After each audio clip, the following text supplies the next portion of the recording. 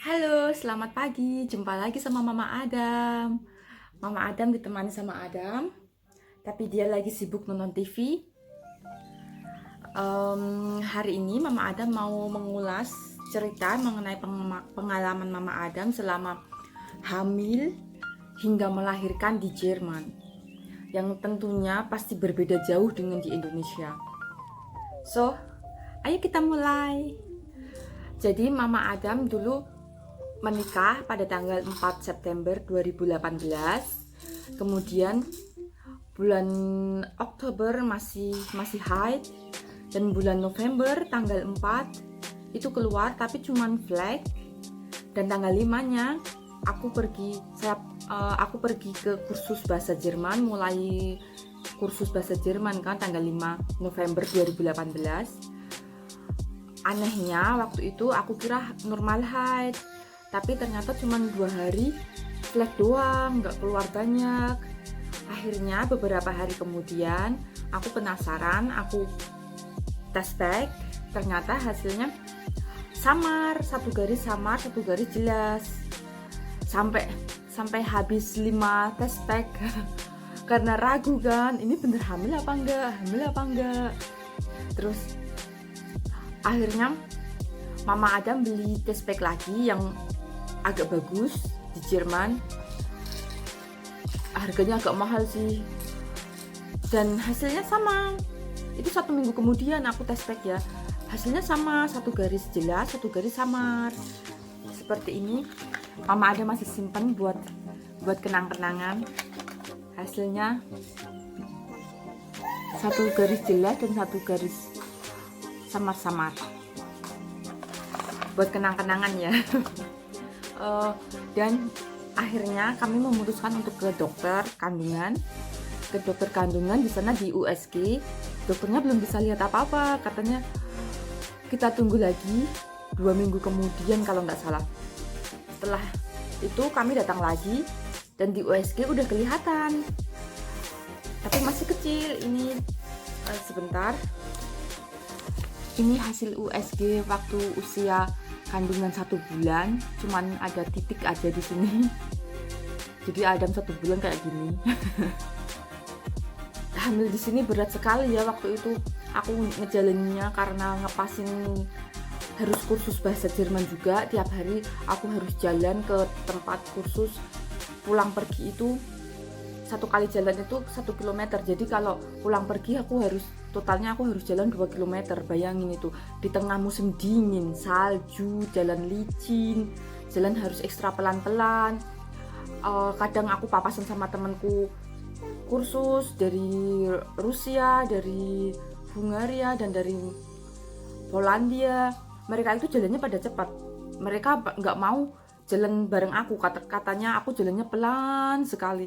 Ya kan aku bawa baby ya, lagian kan aku harus hati-hati, jalan licin. Aku dari Asia datang ke Jerman waktu musim dingin, harus jalan kaki, jalan licin, kan harus ekstra hati-hati, apalagi hamil.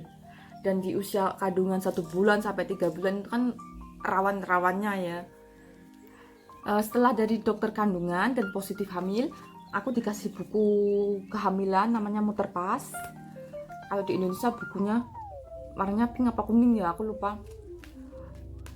Kalau di sini kayak gini, dalamnya banyak isinya tentang perkembangan janin dan bayinya dalam perut, bagus apa enggak, setiap bulan kan dicek. Dan waktu positif hamil itu aku dapat banyak banget geschenk itu gift dari dokter kandungan, dari kliniknya itu banyak geschenk ya, banyak gift. Isinya ada botol dot buat bayi, ada empeng, terus macem-macem. Lalu waktu masuk ke musim panas, kayaknya musim panas itu aku pindah ke lain dokter, karena dokter kandungan tempat aku kontrol biasanya dia liburan selama 1 bulan kalau nggak salah. Jadi aku mau nggak mau harus kontrol ke dokter rujukan lainnya. Dan di sana aku juga dapat gift lagi, suruh ambil sendiri bebas tuh. Di sini ada sendok bayi, macam-macam banyak pokoknya. Sering dapat geseng. Dan untuk hamil di Jerman itu tanpa vitamin pemirsa. Dokter gak bakal ngasih vitamin. Dan aku penasaran kan aku nggak mungkin fisikku kuat kalau tanpa vitamin kan, apalagi sering muntah mual kan. Aku ini ya inisiatif tanya sama susternya di klinik, sus aku nggak dapat vitamin, dan tahu nggak jawabannya gimana? Buat apa, kamu kan masih muda, tubuhmu punya semuanya, katanya gitu. Aduh, tapi akhirnya suster yang baik hati itu ngasih aku vitamin gratis 2 box, itu cukup untuk 2 minggu kalau nggak salah. Setelahnya aku beli sendiri di apotek, tapi beda merek. Kalau yang dari susternya itu aku dapatnya omega 3 sama asam folatnya udah nyampur jadi satu tablet gitu, tapi aku beli sendiri dari apotek, pisah omega 3 sendiri, kapsul sendiri, dan asam folat tablet sendiri. Jadi kandungannya lebih banyak. Namanya Femi Baby, bukan endorse ya. Tapi ini bagus nih. Kandungan omega 3-nya tinggi. Cuman aku karena mual-mual dan aku kan nggak suka ikan, jadi omega 3-nya jarang aku konsumsi. Maaf ya Adam. Karena setiap kali habis minum kapsul itu aku selalu bersendawa GLGN ya. GLGN itu baunya amis sekali, rasanya amis, jadi mual lagi, muntah lagi. Aku nggak minum omeganya terlalu sering, tapi kalau asam folatnya aku minum terus. Dan untuk periksa ke dokter kandungan di sini gratis. Untuk USG itu gratis, ditanggung sama asuransi kesehatan. Gratis dalam tanda kutip ya, karena tiap bulan kami bayar asuransi. Seperti kalau di Indonesia mungkin BPJS kayak gitu ya, tapi sayangnya BPJS nggak bisa buat USG. Kayak katanya sih harus bayar sendiri, bener nggak sih? Mohon dikoreksi kalau salah. Kalau di sini tetap bayar asuransi tapi gratis, buat periksa apapun gratis.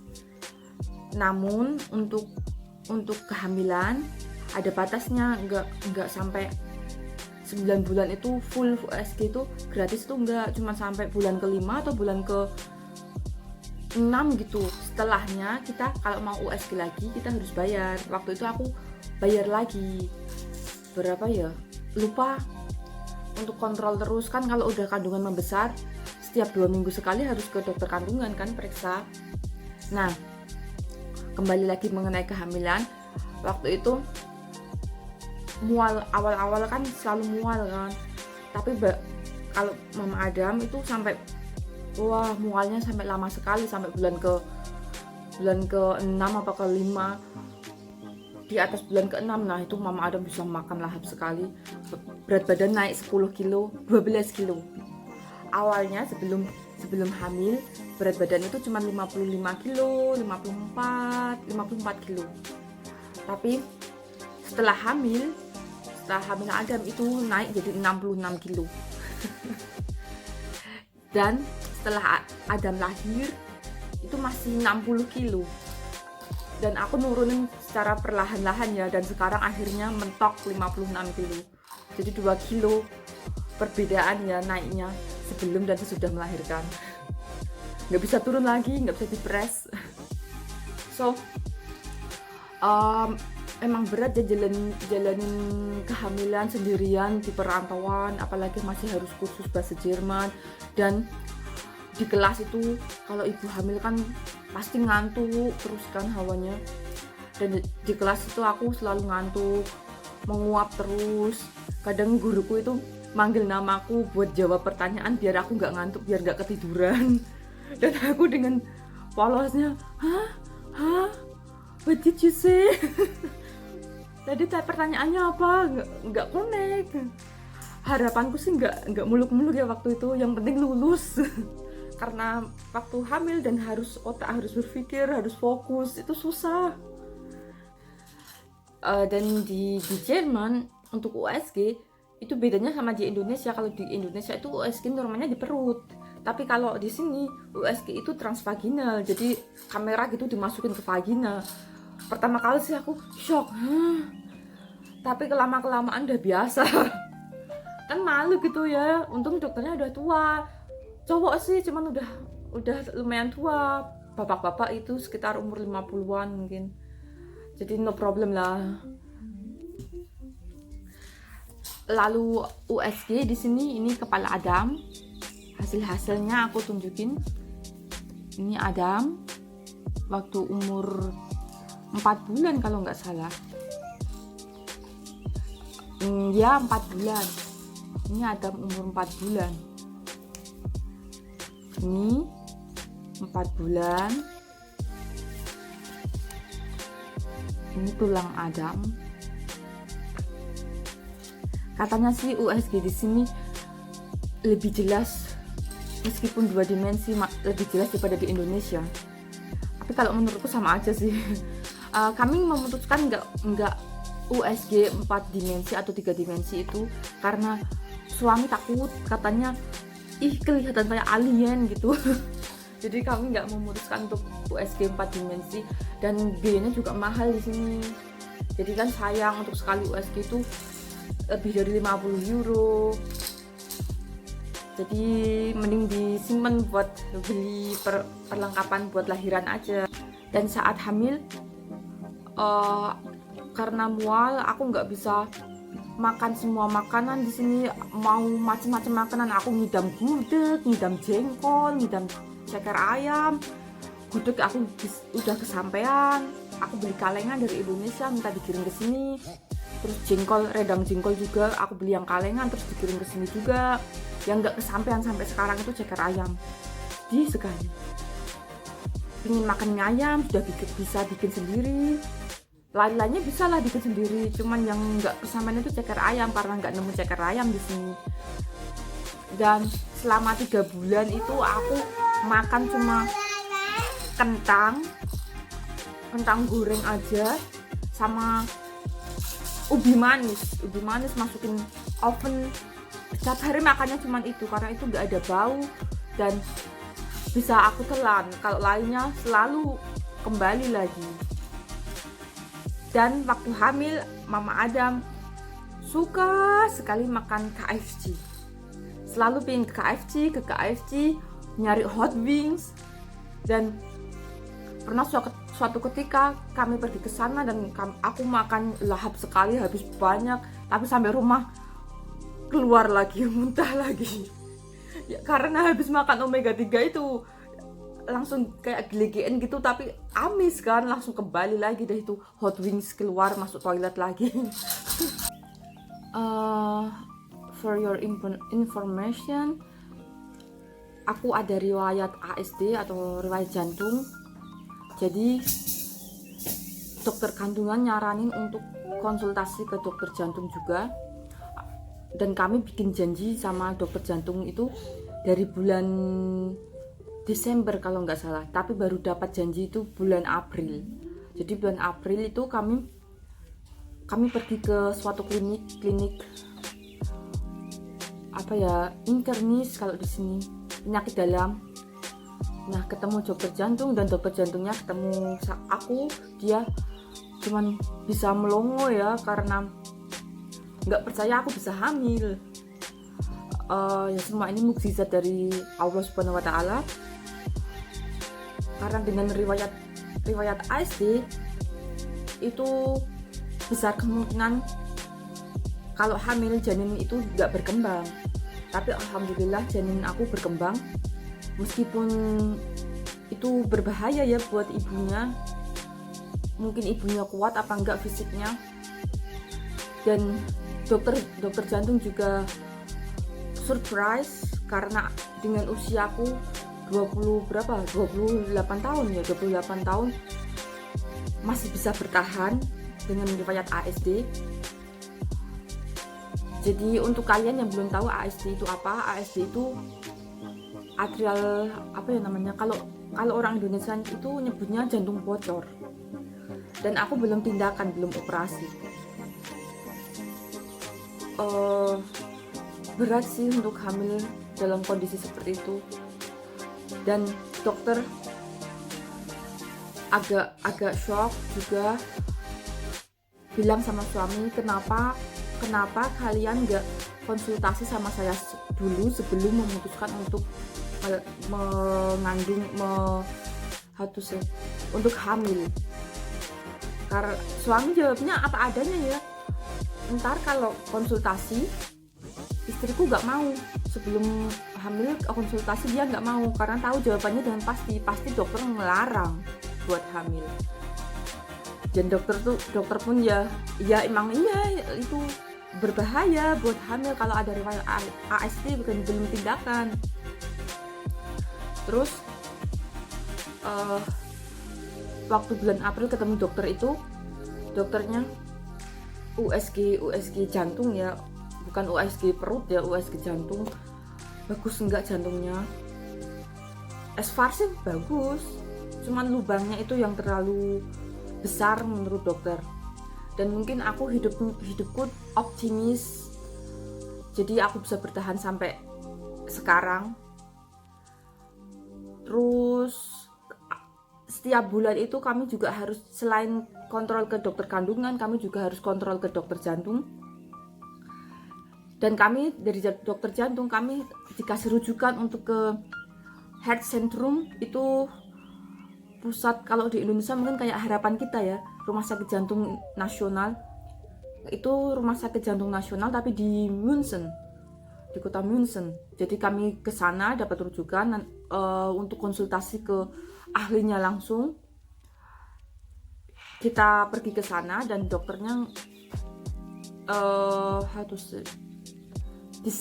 memutuskan kalau lebih baik aku lahiran nanti secara normal, jangan di sesar, karena kalau sesar itu harus pakai anestesi dan itu berbahaya buat jantung. Akhirnya disimpulin sih, ya udah lahiran normal. Terus semakin besar perut, semakin besar, umur kandungan ke 8 kalau nggak salah, kami suruh pergi ke rumah sakit. Sebenarnya ada 2 rumah sakit di sini, Barmherzigebruder sama Saint Joseph. Tapi kalau khusus baby sih, anak-anak sih ke Barmherzigebruder ya. Tapi dokter jantungku di klinik yang biasa aku kontrol tiap bulan nyaranin ke Saint Joseph karena dia ada kenalan dokter jantung di sana yang akan kontrol aku, cek aku. Akhirnya ya udah kita lahiran di Saint Joseph aja di Regensburg.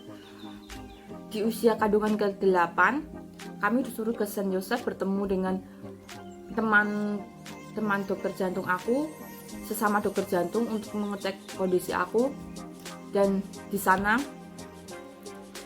si Pak dokter ini bilang, nanyain aku sih, kamu aktivitas fisik kuat apa aja, jalan kuat berapa kilometer, ngos-ngosan apa enggak, tanyaan gitu. Dan Pak dokter ini nyimpulin lebih baik aku cesar. Jadi dari Heart Centrum di München dokternya bilang lebih baik normal, dan Pak dokter di Saint Joseph bilang lebih baik cesar. Terus bu dokter yang biasa aku kontrol itu tiap bulan nyaraninnya normal, jadi aku agak bingung kan. Terus di Saint Joseph Pak dokter ini akhirnya diskusi sama dokter kandungan di Saint Joseph. Wah, Pak dokter kandungan ini masih muda sekali pemirsa, masih mas bule, super ganteng sekali. Wah, masih kinyis gitu. Aku sampai cuman bisa diam aja dan deg-degan kan. Nanti kalau dicek USG transvaginal gimana, kan malunya bukan mainnya. Untung aja Pak dokter ini dia cuman ngeceknya USG perut aja, karena perut udah besar kan, jadi bisa dilihat pakai USG lewat perut aja sudah cukup, nggak perlu transvaginal. Aman. Dan ceritanya Pak dokter jantung diskusi sama dokter kandungan yang masih muda ini, enaknya gimana, resikonya apa aja kalau misalnya cesar atau normal. Dan karena aku punya kasus khusus kan, ada ASD riwayat jantung, jadi aku ditanyain, kamu berharapnya mau lahiran normal apa sesar? Kalaupun kamu berharap mau sesar, akan aku kabulin gitu dokternya. Padahal normal, dokter-dokter di Jerman itu, dokter kandungan bakal say to Kaiserschnitt itu sesar, operasi sesar. Mereka dokter-dokter di sini itu mereka akan berusaha mati-matian agar pasiennya bisa lahiran normal. Jadi kalau kalian cuma karena mata minus atau apa yang nggak begitu berat, di sini itu kayak gitu itu harus normal. Nggak kalau kalian sampai mohon sampai nangis berdarah pun nggak bakal dikabulin. Kalau kamu nggak ada indikasi berat kak jantung kak aku gitu, nggak bakal dikabulin buat kasus ini. Mau orang aku aja yang minus, mata minus aja tetap normal kan, mata minus dan ada riwayat jantung, aku akhirnya aja lahiran normal. Aku bilang sama kedua dokter ini, mereka diskusi di depan mata aku dan depan suami juga. Aku bilang, dok, aku mau lahiran normal. Misalkan di tengah jalan aku udah nggak kuat, silahkan kalian kalau mau sesar perut aku. Ya, jadi disimpulin begitulah, kita lahirin spontan. Untuk normal dulu, kalau udah nggak kuat baru disesar. Dan alhamdulillah aku lahiran normal pemirsa, nggak kasus nih, nggak disesar.